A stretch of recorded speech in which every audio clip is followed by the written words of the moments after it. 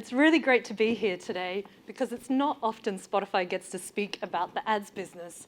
And this is the first time we're publicly speaking about our programmatic ads business. We started testing programmatic in February of this year.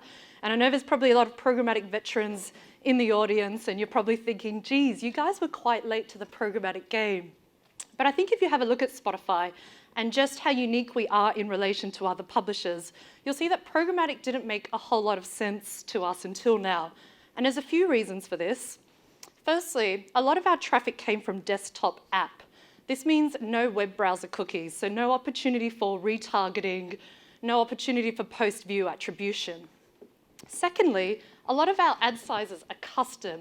They're non-standard IAB ad sizes. And as you know, custom doesn't lend itself to programmatic that well. And finally, our primary ad format is audio. So I think looking back at programmatic, it was primarily used as a tool to drive performance. It was primarily used on display, and the programmatic audio market was pretty much non-existent up until this year. But before I dive into Spotify's programmatic strategy, quick look at Spotify. So we reach 75 million users across the globe. We don't serve ads to our premium users, but of these 75 million users, 3/4 are free users. So this is why our ads business is so important to us, and we've made a lot of investment to keep free. We have more than doubled our ads revenue business year on year. We quadrupled our mobile ads revenue and doubled our video ads revenue. So we have quite the product suite available to brands. In addition to audio, we run video on both desktop and mobile. And on the desktop app, we have an array of display formats. Being an app gives us the advantage of being highly viewable. As you can see, there is no fold on an app, so ads can't appear below the fold. We only show ads when the user's active and when the app is the front window. We don't show ads when the app is minimized or behind another window, a benefit that's not affordable to web publishers. And all our ads are 100% share of voice, meaning one ad per user at a time. So brands are never competing for the user's attention. Every single impression counts.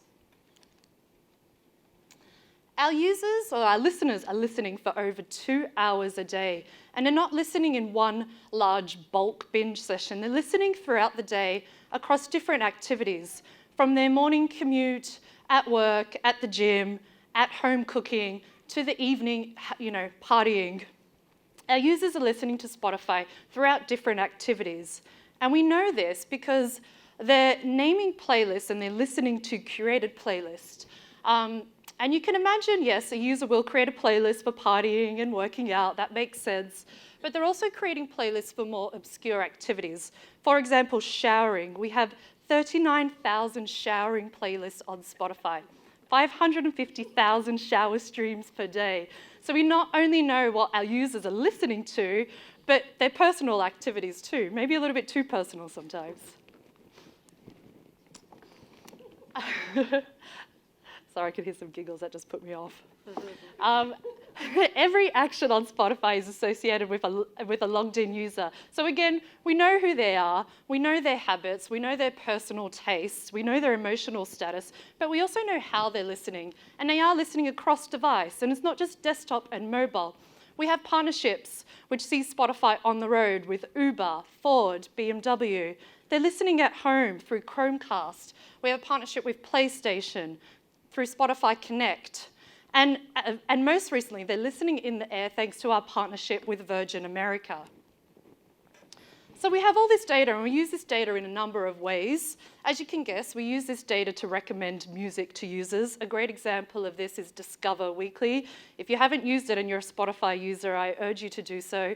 It's really great. It's a custom playlist delivered to your phone every Monday, and it's tailored to you based on your listening behavior and listening tastes. We also provide data to our artists and our labels. We show them where their fans are located, where they're listening, and this helps them plan their touring and promotional activities. We use data to drive ideas for direct sold campaigns.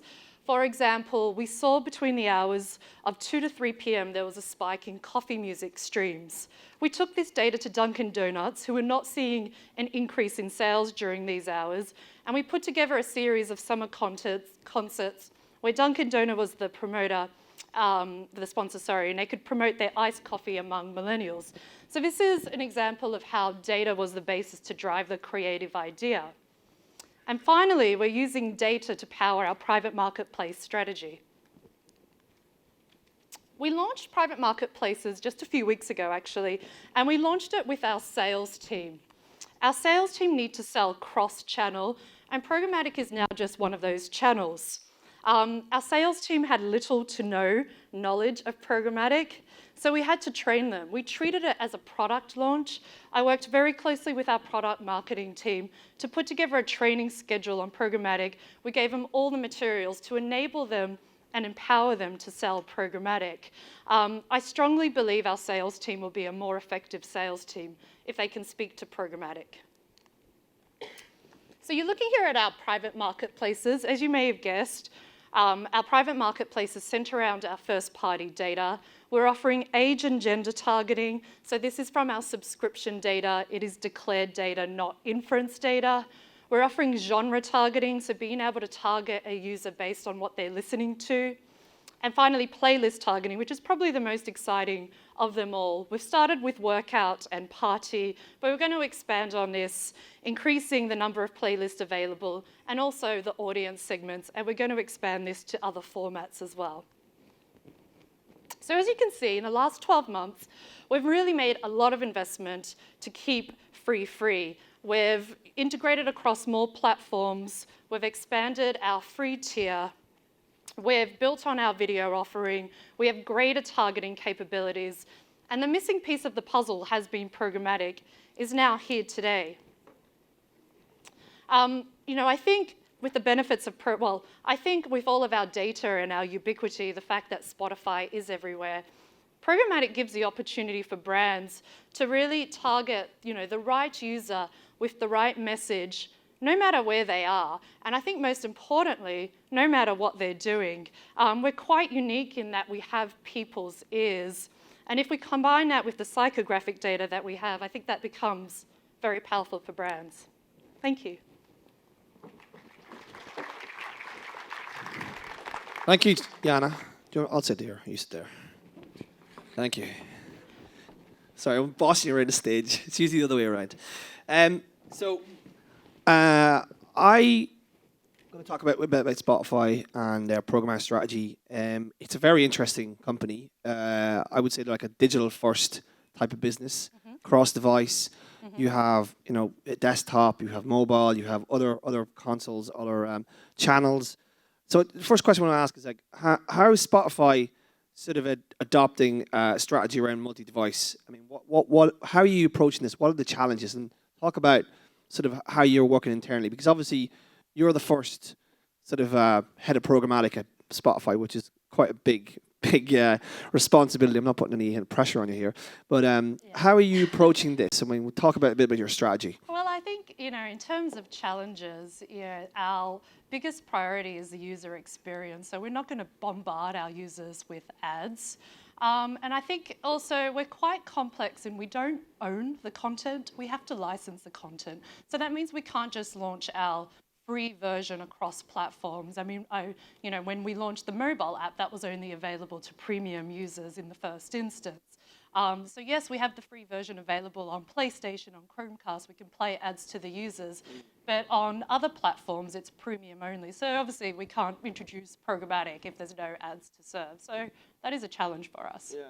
And let's talk a bit about, you're doing video, is that right? Yes, both mobile and desktop. And you're doing audio programmatic, right? So yes. That's really interesting because it's kind of a greenfield site. Let's talk a wee bit about that and how that's working. So how are you kind of building the market? Are you trying to encourage agencies to say, listen, this is available, how we can make this work? I mean, what's the conversations you're having with the market about this? Well, I think for video, we're not building the market because that market is there. But we do need to kind of sell in our video product, which is different. So video desktop, there's no cookies associated, and brands are so used to doing retargeting or being able to layer over their own data. So we really need to go into the brands and evangelize and say, hey, this is full screen, this is highly viewable, this is auto sound, because it would actually be weird if we didn't have sound on our videos. And in some markets like Germany, they consider auto sound as less premium. So we kind of just have to change their way of thinking. And often, they're like, well, you're a radio service. Why are you showing videos? It's, well, actually, our users are lean in. They're interacting with the app, and if they are interacting with the app, we will serve a video over an audio ad. But is the audio ads new? Is that a new part of it, of what you're offering? Audio is brand new. We've just started testing programmatic audio. I mean, it's certainly the most exciting, and it is the market we're building. I mean, the IAB are working on a standard for audio, and I think that's going to change a lot. But certainly the buyers are really interested in audio. They're excited about our data offering. Right now the only limit is the technology, waiting for all the DSPs to support audio. We want the SSPs, the audio SSPs, to be able to support our very ambitious data strategy as well. So let's talk about as well about the scale you've got. I mean, you've got massive user. I'm a power user of Spotify. I love the product. Well, let's talk about a lot of the data you have is first party data. But does that give you a unique advantage, particularly around cross device, to target people with ads? Is that talk about that? It does, and through our direct sales team, we offer sequential messaging. So brands really have the opportunity to tell that narrative across the day. Programmatically, it's a bit more different because we need different partners for different formats. There is not one size that fits all. We have a different partner for video, for audio, for display, and that's very complex to a buyer, especially buyers who are using different DSPs for different formats. So being able to tell that story becomes a lot more difficult, especially when you're dealing with, on the desktop app, okay, no cookies, and then on the mobile, okay, there is device IDs, but they're hashed. So I think we still have a long way to go before that's truly efficient and easy, but it's an exciting possibility. Well, does that mean you've got lots of different pieces of tech there? Like, I mean, is that going to be a problem for someone like yourself? I mean, it's a problem right now. I'm really busy. Talk about the DMP strategy, though. I mean, that must be a key part of all this as well. Yeah, I mean, we are integrating with the DMP currently. It's not live, but we certainly want to bring across those third-party segments. There's a lot we can tell about our users from that login information, from that subscription data, from their playlists. But we can't tell, for example, if someone is an automotive intender, for example. So being able to match that data, and also having brands being able to bring their first-party data and match it with our audience becomes very powerful. So it's quite interesting. I'm kind of interested in how you're selling this, because it's not a DO product. 'Cause the post-view metric piece can't work because there's not cookies. So how are you selling this? What's the proposition here? I mean, it's a premium brand environment. It's the first-party data. And it's highly viewable. I mean, there's been so much press about viewability. This is every buyer is asking for viewability, and so we can offer that to them. Yeah. And we spoke, just talking about viewability, and this is a kind of a call out to the room here. You're saying that some of the viewability partners, your third-party viewability guys, can't measure viewability when they're not. Yeah, so we have amazing viewability. It is near 100%. Google Active View can measure our viewability. They consistently score it at 95% plus. However, a lot of the other viewability vendors can't measure in-app. They can't measure desktop app.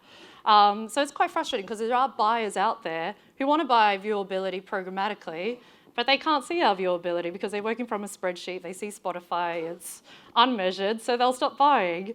0% viewability. Oh, we're going to stop buying. Well, it's 0, like they couldn't measure it. So if they can't measure it, a lot of buyers will opt out. So even if we go to that buyer and we say, but look, it's not really possible for your ad to be out of view. Look at our internal reporting. They still need a spreadsheet at the end of the campaign that says, yes, this was. But is that just in-app stuff? Is that a problem that's just exclusive to you, or are other sort of in-app?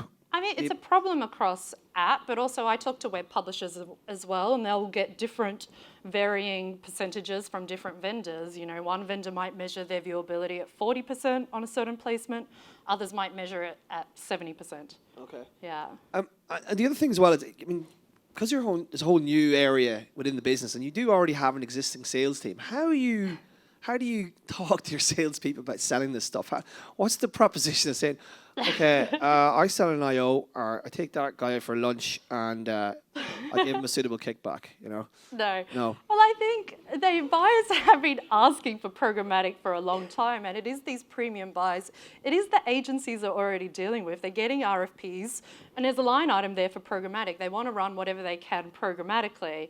And, you know, we don't have the cookies, so it's not a performance sell. It is a branding sell. So, you know, the offer is exactly the same. It's, you know, certain placements, it's first-party data, it's age and gender. The story is the same. It's just the transaction that's different. So what's the sort of plans going forward? I mean, will you do sort of audience extension? Will you try and shoehorn a DR metric in there somewhere so you can get more money from the buyers, or how do you see this retargeting is very interesting, and we'll see what can happen with our DMP integration, because that's budget we haven't been able to access. You know, audience extension is really interesting, but first, you know, let's monetize our own inventory, and then we'll look at maybe finding our audience elsewhere. But yeah, absolutely. So Jana's available for pitches in the auditorium at break, so if you want to take a line up, she'll be there at the coffee table. Jana, thanks very much. Round of applause for Jana. Thanks, everyone.